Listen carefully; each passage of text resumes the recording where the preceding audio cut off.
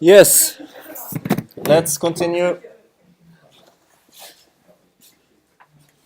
Okay, we'll move on to the actual topics for today. This social web and mobile web. It says lecture 6 here because last year it was before the semantic web lecture, which was lecture 6 this year.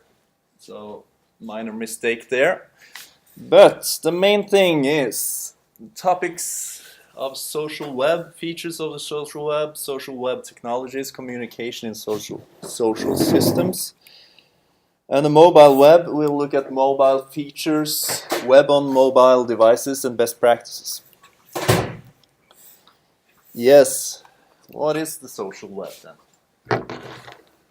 We can say that the social web is the linking of people, organization, objects, and concepts. So whilst we traditionally in IT look at how we interlink objects, we should now consider this in a larger context where we interlink objects with persons or people and organization, etc.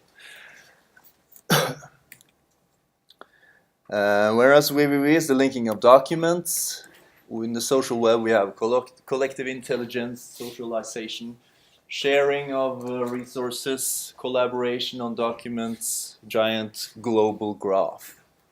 And Facebook actually uses this term for their API, because their API is called the Graph API. And it focuses more on interlinking concepts and such more than documents. What's the features? We have social media. These are media channels and platforms utilizing network-based technology, enabling a user to interact socially with other users. Typically, we know this by interaction between users, content consumers becoming content producers. What do I mean by that? Traditionally, we read the newspaper. Now every person has a blog or writes something on Facebook, so we edit the content as well. Users influence the agenda of media in a larger context now than they did before. For example, things that are trending on Twitter should make it to a newspaper, actually. And things that are discussed widely in Facebook and shared with a lot of users can make it to the media, traditional media as well.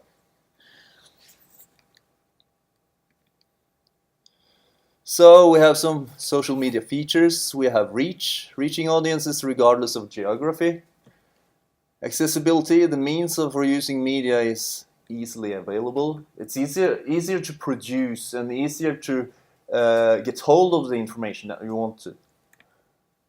You have a low barrier of entry, so it's quite usable. Typically Facebook, you don't want your users to have some user training or course to use your software. Facebook should be easily used as soon as you log in. Yeah. If it's not, it wouldn't be as widely adopted by the community and by the users. You have immediacy, instant content publishing and interaction. Permanent published content may be altered, whilst in the traditional printed media, when you printed it and distributed it, it couldn't be changed. But articles on your online newspaper and such are constantly changed. We'll jump over the 5 areas of social media. That's not relevant. Social networking. We have the real-time web, real-time updates with Twitter, for example.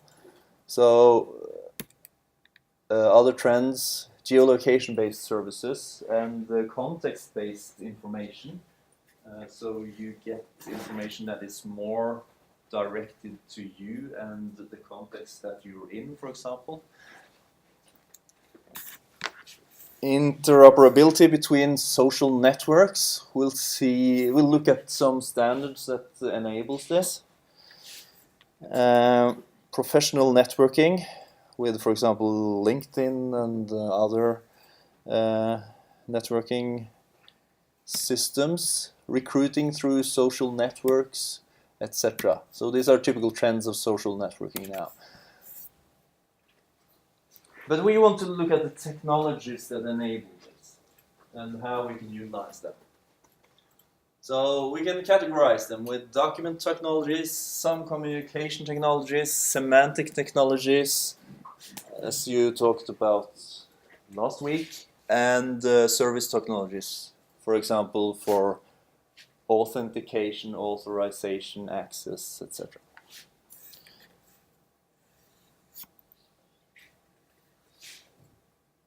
First of all, social web representation. When we want to represent these persons, the people, and these persons and organizations and objects, we have to have some kind of common ground to specify these things. RDF, for example, Resource Description Framework, that's for data modeling, metadata. We have rich snippets. We already talked about these rich snippets. And standards like microdata, microformats, and RDFA. Microdata is the most relevant for us. Semantic markup, data is part of the HTML5 standard. So let's look at microdata. We've already talked a lot about microdata in 2 earlier lectures as well. This is a weak hard example with the microdata where we use this item scope to say that now we're in a scope of some kind of metadata object. We use item props to define properties, metadata properties. This is the name element, for example, just in case. Item prop URL for saying that this is a URL. The title of the person, item prop title, web developer, the address, and so on and so on. These are metadata. And what was why are we spicing up our HTML with these metadata? What's the purpose? Search engine or semantic? Yeah, but what does that mean? Search engine like the search engine can find the information. Yeah, exactly. It's easier for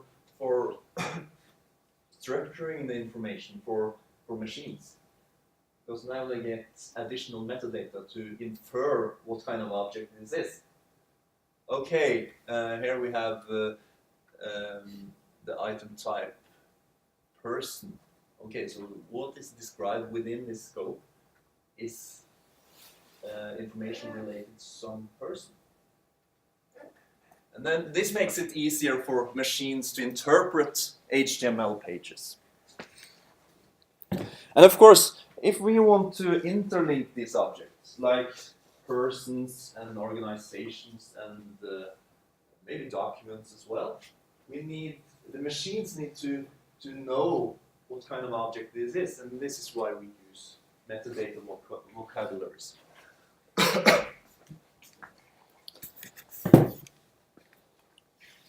We have specific representation vocabularies as well. Friend of a friend. This is an ontology describing persons, activities, and relations to other persons or objects. You have a description of a project or description of a career, another specification. And I suppose you visited schema.org, last week. Yeah. Because here we have a lot of standards, or they are not standards in the way like specifications in V3C, but they are widely adopted best practices and standards related to metadata vocabularies. So on schema.org, let's visit that, just to recap from last week.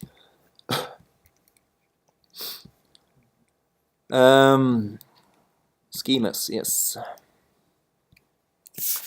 Here we see the schemas that are defined on schema.org. Creative work, book, movie, music recording, event, health and medical types, organization, person. Let's take one example, event. What could a search engine do if we use the event metadata in HTML? They could find a start date, end date, location. So maybe Google, for example, can notify you when there are interesting events nearby, because they have collected this information from all the web pages around the world. Okay, here's an event on Gjøvik that could be interesting for a person that has a mobile device that is on Gjøvik, because Google knows this. And maybe he knows more about this as well through our Google Plus account, where we have registered that we are interested in rock, and we are interested in books, and we are interested in different kind of things. Okay, so you want to know about interesting events in Gjøvik related to rock, for example. Rock concerts.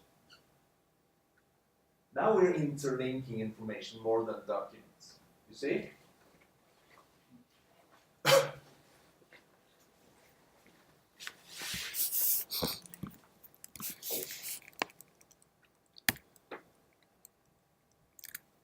Yes. Let's move on. Metadata. We talked a lot about that last week, so I won't go more into detail. But in social media, we also need to have access and authorization, and something I haven't mentioned here, authentication. What's the difference between authentication and authorization? The one just identifies you and, with the user, and the other one is grants your permissions to do something. Yeah. So authentication, that just authenticates you as an individual or a person. Okay, you are who you are. Authorization, then you get permissions to do actions on resources. Maybe you have read permission on an HTML document, or you have write permission in a REST API to save some kind of object. So that's the vast difference between authentication and authorization. So typically, to log into a system, you're first authenticated, and then you get access depending on what kind of permissions you have. You get authorized to do things on objects based on what kind of permissions you have. So there is an OpenStack for this, standardized mechanisms for authentication and authorization. OpenID, that's for authentication, where you can use different OpenID providers to authenticate yourself.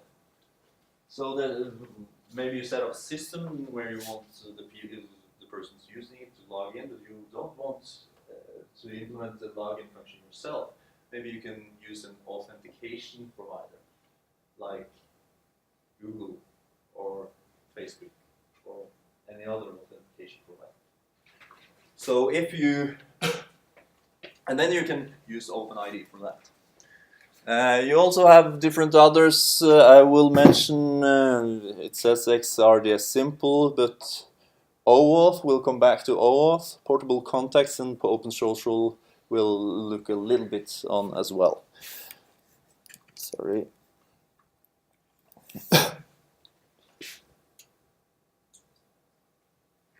Okay, have you used OpenID in any application? Yeah. So the main thing here is the flow that you're using. We'll come back to many of these steps in OAuth as well, because OpenID uses OAuth. The main thing is that a user is requesting a signing. No, sorry, the web application is requesting the user to sign in. And then the user, either if you provide both a proprietary signing solution, or you maybe have a button with sign in with Google. Then the user opts to sign in with Google. He pushes the button sign in with Google. Okay.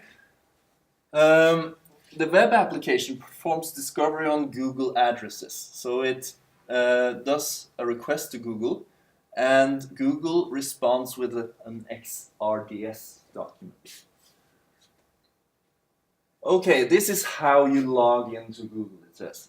And then the web application requests logging authorization or authentication, with an OAuth token. And Google returns the user identity with an OAuth request token. And then the web application says, okay, you are authenticated in the Google directory. Then you are authenticated in our web application as well. And it allows the user to access protected features.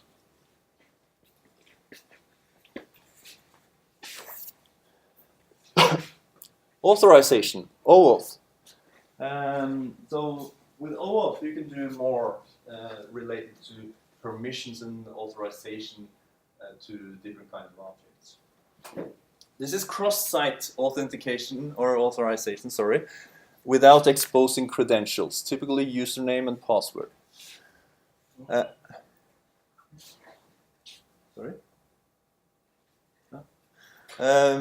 You use tokens, grants access to a site for a certain resource for a period of time. So you use these tokens, we'll look into that, to access these resources. And authentication tokens are passed between sites when the user grants one site access his or her resources on another site.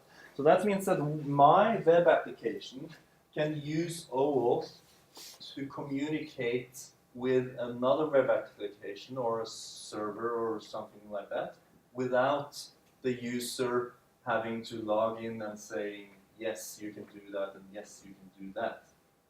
So my web application can do things or request information from another OAuth type of server,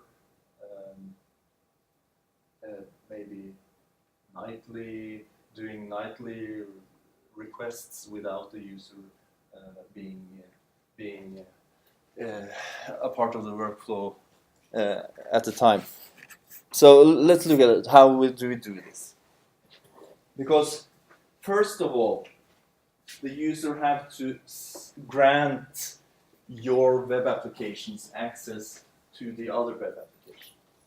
So let's say that you have a web application called web app, and we have on the other side we have Facebook. Okay? But my web app is dependent on the news feed on Facebook to do the stuff that my web app wants to do. Okay?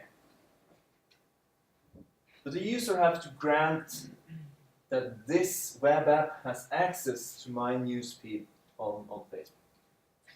So how do you do that? We solve that with OAuth. Because what we do is, let's look at the flow first. The consumer here is our web app, and the service provider is Facebook.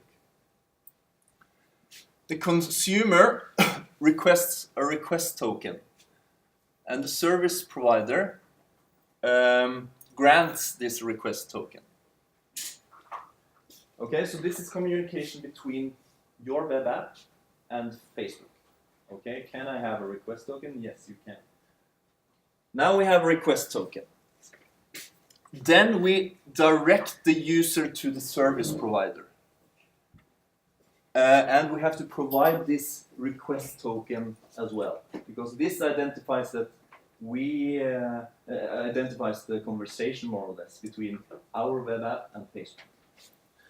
Now we redirect the user so that our user, I think you have experienced this with when you have integrated applications in other applications. Are you using Slack, for example? Have you integrated the other apps there? Then you are redirected to say that, okay, this app can do that and that and that. And you say, okay, and you're redirected back to Slack. Or any other application like, any good examples? Do you have any examples? GitHub. If you set up, no, sorry, Jira, for example. If you set up GitHub on Jira, you can provide access to GitHub for Jira. Many examples. The main thing is that you are redirected to Facebook, where you get a list over things that web app wants to do. And you approve this, and then you're redirected back to your web app. Okay, so now we're back on the web app. And what happened there is that the consumer approved the authorizations you wanted, and what is passed back then, the user is directed back to web app, and then the web app requests an access token. And now Facebook knows that this user allows web app to do these things, so we can grant an access token. And this is the token that your web app will use in the future to do requests to Facebook. You see? So now web app can do requests at any time because you have already authorized this. You as a person, by clicking OK, web app can do this and providing or granting access to your resources. This is the OAuth authentication flow and authorization flow. Have you anybody used OAuth before? Yeah. What were the scenarios? Google Lake. Yeah, the project you had. Yeah. And then you typically set up a login with Google button or some kind. Then you were redirected to Google, and Google sent a request. An access token back to a callback that you set up. Yeah. And that's the way to do it. Other examples, there were others? Yeah, I did an app which combined Facebook and Twitter feed to access the Facebook. Yeah. Yeah, the same principles you implemented there, I suppose. Yes. Yes. So that was OAuth. It's quite convenient because you can have apps and social apps and such talking together without the user being a part of the workflow. The only thing the user does is grant the access. Remember that this access tokens once in a while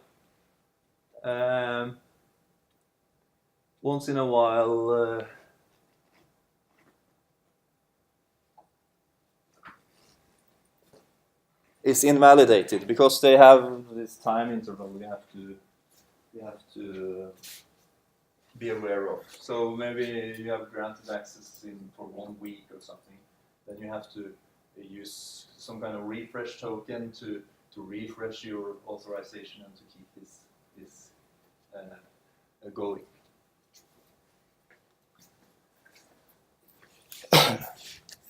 Okay. This is an easy or quite basic OAuth authorization example. With Twitter. This is using a Twitter SDK, I think, as far as I remember. Here we set the OAuth consumer. Then you typically have a consumer key, and you provide a consumer secret. And that's you ask for a request token with Twitter get OAuth request token. typically when you use these SDKs from Facebook or Twitter or any other provider of SDKs, it's much easier to implement OAuth directly to these services than it is to implement OAuth yourself. So Twitter.get OAuth request token. And as you remember, we use this request token to redirect the user to Twitter. The Twitter grant access, we get an authorization token, and we use that for, an access token, and we use that for the communication after this.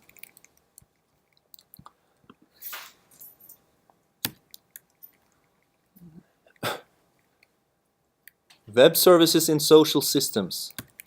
Social networks as services. Social network systems provide access to data through web service interfaces for third-party usage. Typically facilitated by, it should say, RESTful APIs, because that's most common now.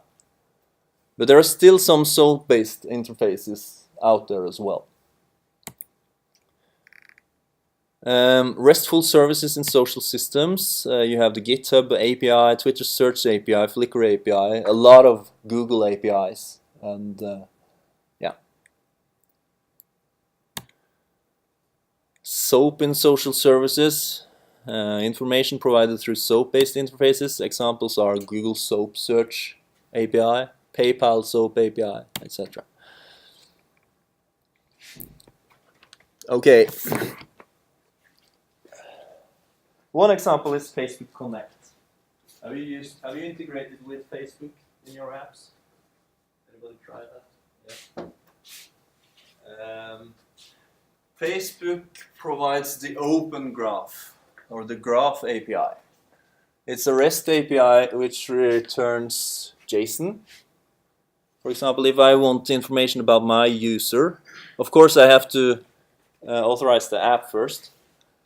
I can use https graph.facebook.com/Terje Krogstad, or this is an event, an actual event, I think.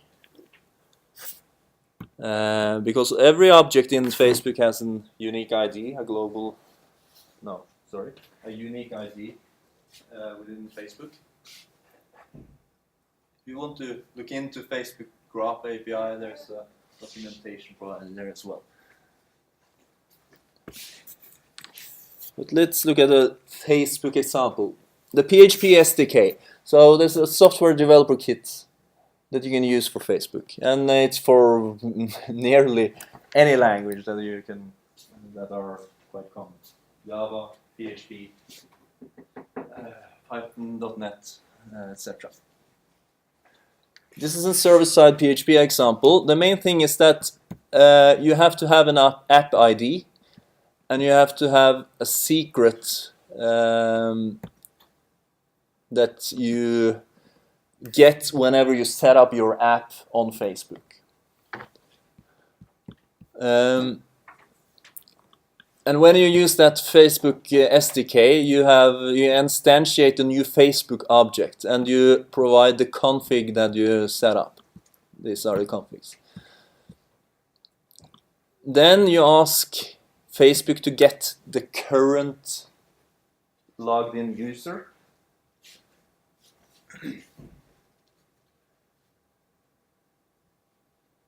And you can also ask for the user profile in a try-catch block.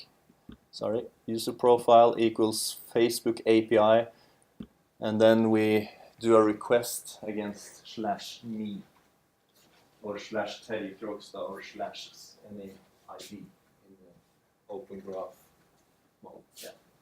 Why do we need an SDK entirely for Facebook when they already have a REST API? What's the point of having or creating an SDK for every individual language when just the REST API should be enough?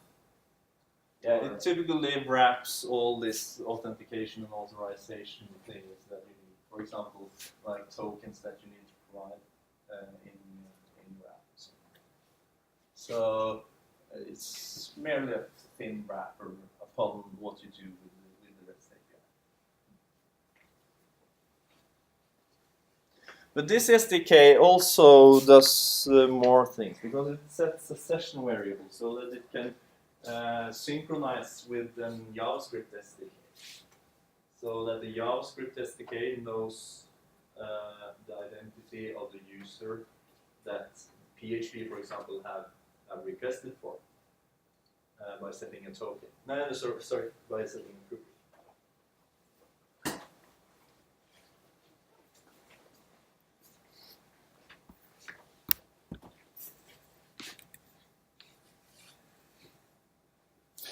Because this is an example of how you use the JavaScript SDK with the same app ID, but no secret.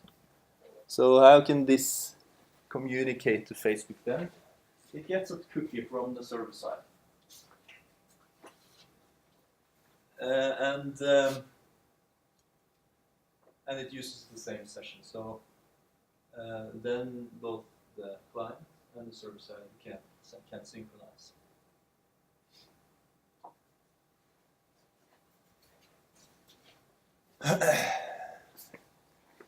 You have to say that it should set a cookie. Set session cookies to allow your server to access the session.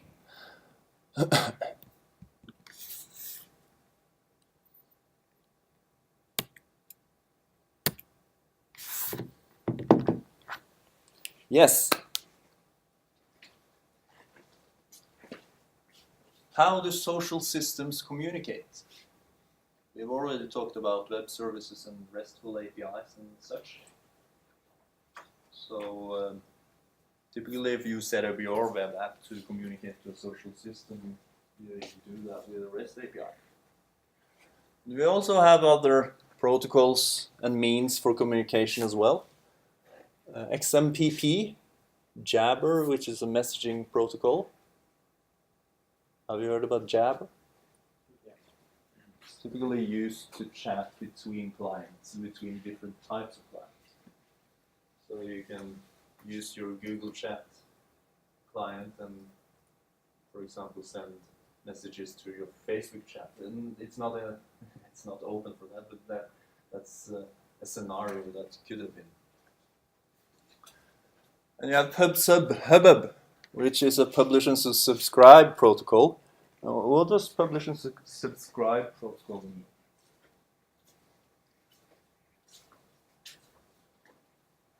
It means that you can subscribe to channels. So let's say that your web app asks, I think Instagram has a PubSub protocol implemented. So you can ask Instagram to subscribe to every image that has a certain hash tag. Okay? And then you provide a callback endpoint. Then Instagram calls this callback endpoint that you have set up every time it has updates on that hashtag. There are new images on that hashtag. So that's the way PubSub works. And you can utilize that in clients of any kind. Typically, you can use it in apps on your mobile phone, for example, or any other software that you develop. Publish and subscribe. The main thing is that the service is pushing content to you without you requesting for it all the time. I won't go into detail on XMPP and PubSub. That's out of the scope of this course. Typical frameworks and APIs: Facebook Connect, Twitter API, Google APIs, etc., etc.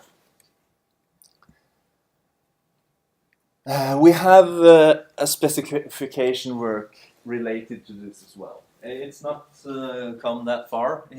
They have worked with these specifications for a long time now.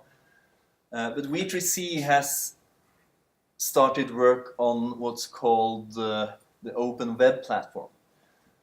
And the working group is called V3C Social Web Working Group.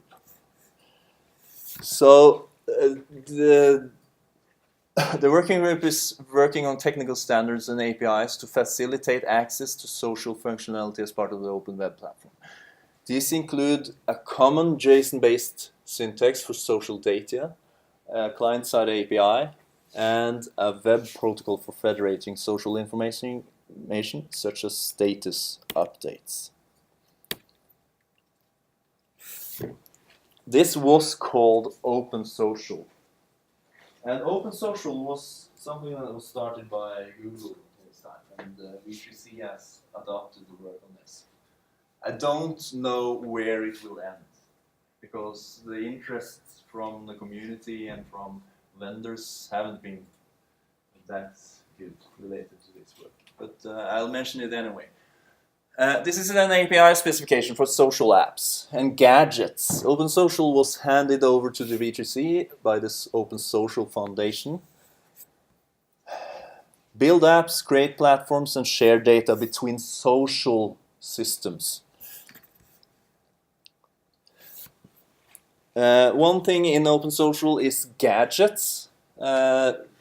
Open Social 2.51 provides a basis for building portable applications. It defines how to manage activity streams and provides an embedded experience API. The main thing is that you should be able to build an app that could be integrated directly into a social platform. Let's say that you build an app that is placed into Facebook. Facebook enables this already, but in their own proprietary way. You can build apps for Facebook and integrate them into Facebook. But this is a standardization process that wants to make this available across social platforms and as a standard that can be enabled in any social platform. The main thing is that you want to build an app that is in Facebook and that can use Facebook data.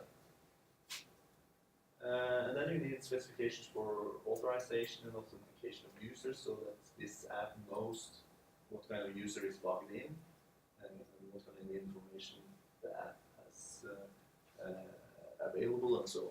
And these are called gadgets, these small apps that you can have within a social system. Open social gadgets.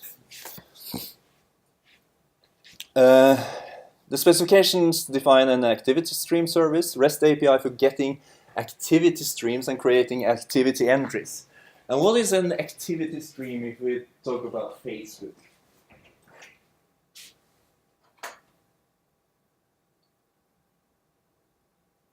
That could be your wall, for example. That's an activity stream. Things that have happened in this social platform.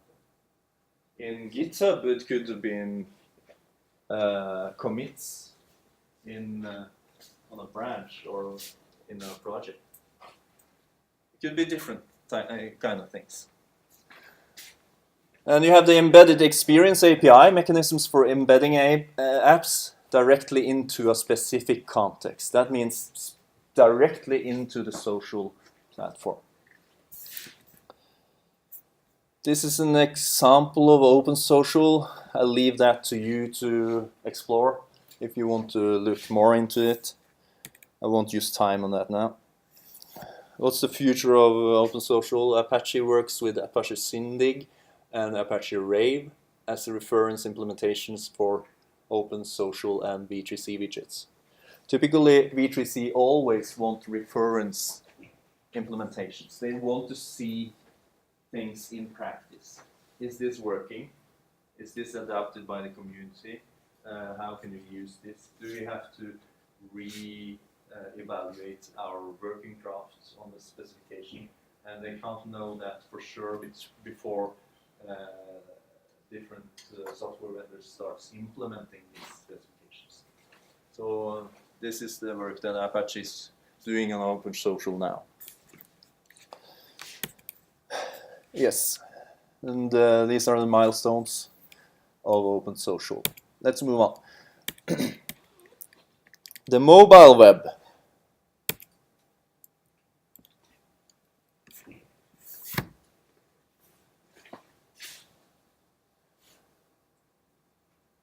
Mobile features. The features of mobile mobile applications and mobile platforms. They are portable, of course. Typically, they are personal as well. Our phone is personal. They are with the owner almost all the time, easy usage, and you're more or less always connected.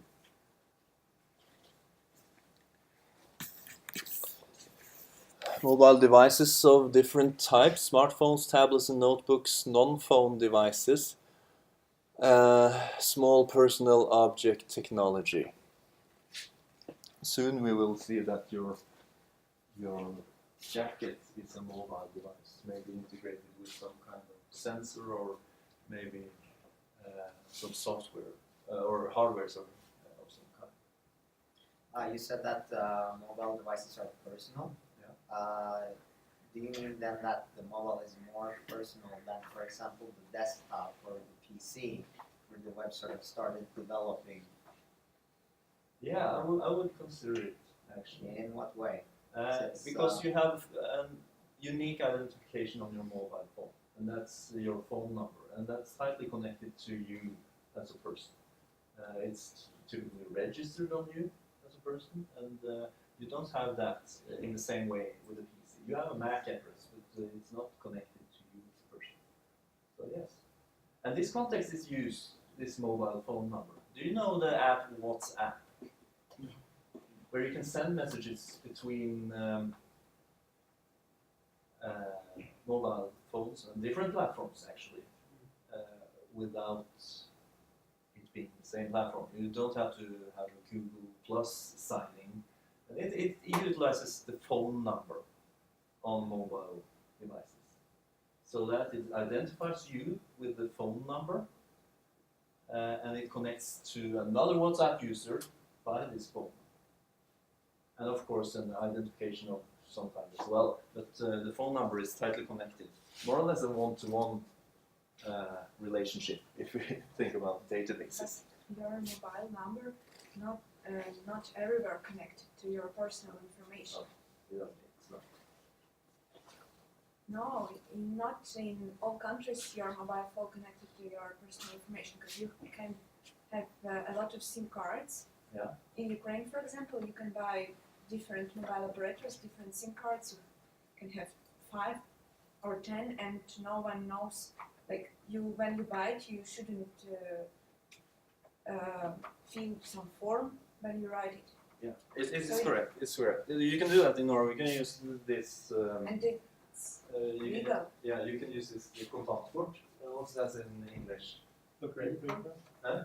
Prepaid card? Yeah, prepaid card. Yeah, prepaid cards, and then it's not tightly connected to you as an identity, but it's more tightly connected than the information that a PC has. That's what I mean with it being more personal than any other device. And if you have one of these nifty phones like Google phones or Apple phones, it also connects or relates all the data it gathers, all the GPS data it gathers and the social data it gathers. It connects this directly to your user.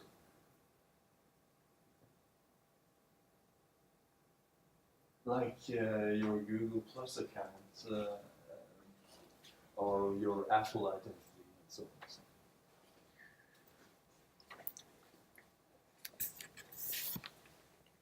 What's the characteristics then? Okay, what are the things we have to be aware of whenever we're developing for mobile platforms? We have a display and it has several different resolutions. We have a physical dimension on the display as well. You can have large displays, you can have small displays, you can have different resolutions on small displays, although they are of the same physical size. The aspect ratio of the device? Is it 4 to 3 or 16 to 9 or what is it? It depends. You have different input methods, touch events, typically on mobile phones and tablets, and you have gestures in these devices as well. There are a lot of features. There are a lot of sensors on your devices. There are, of course, more sensors in a mobile device than in a laptop or PC. Geolocation, you can use it for phone calls. Over-the-air application installation, that means that applications can be installed remotely. Telenor, for example, a mobile operator in Norway, can install or update software directly on your phone. Apple can update software directly on your phone as well, and so on.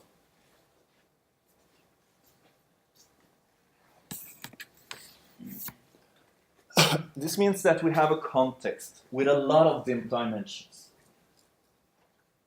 especially through the sensors that we have on your mobile devices. The mobile context. You have one context, location and surroundings. Where are you at, and what kind of weather is it where you are? You have time. That's a dimension and a context. It says descriptors and tags. You have a social context. Let's say that you have authorized Facebook on your iOS device or on your Google device, so that it could look up your contacts on Facebook, for example. You have handset capabilities, presence status, preferences that you have set up. The mobile context is the intersection between all of these. And that means that you can combine information in all these contexts and dimensions as well. Because you have this information available, you can combine social information with geographic information, for example. Which one of your friends are nearby just at the moment, and so on and so on.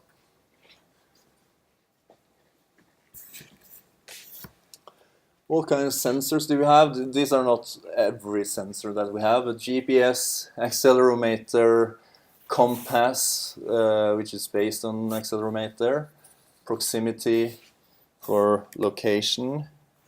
You have media input like microphone. You have your camera. You can use the light sensor on your camera and utilize that. For communication, you can use Wi-Fi, Edge, Bluetooth, near-field communication, RFID if that's available. I have this infrared thingy on my mobile, for example, that can be used. For time, you have, of course, the clock that you have on every other device as well. But this creates context and dimensions. So, and on your mobile phone, you can either have native applications or you can implement web applications.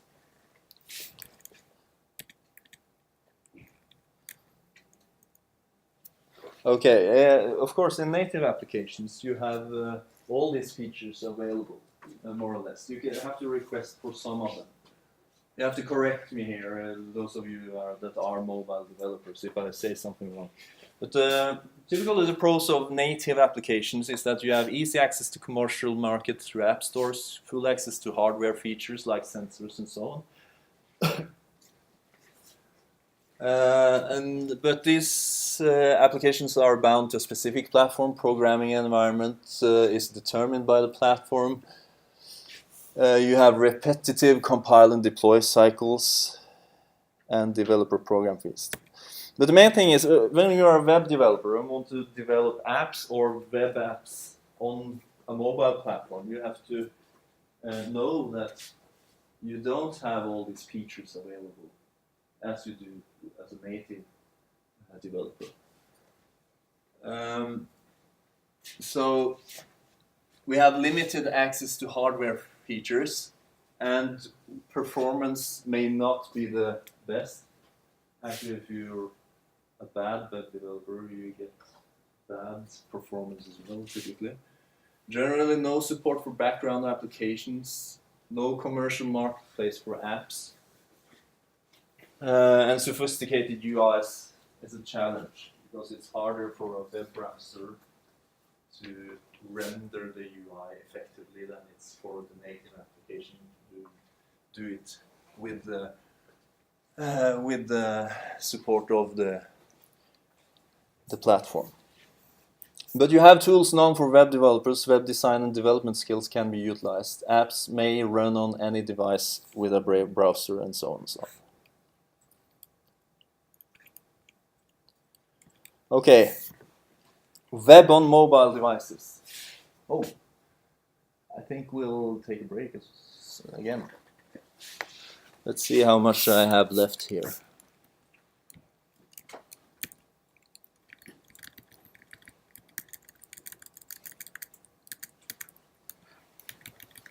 Mm. 25 minutes more. Do you want a break or do you want to go on? Break? Yeah, it'll take 10 minutes.